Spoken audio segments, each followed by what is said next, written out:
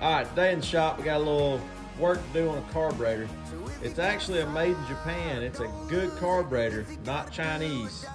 Issue is the float pin right here, the tabs broke off.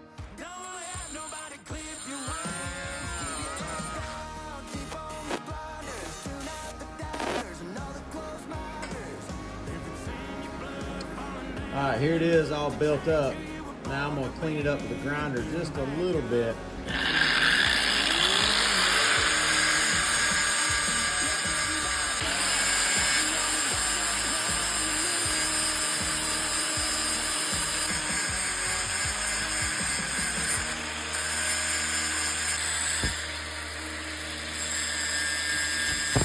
All right, we got that pin post reconstructed.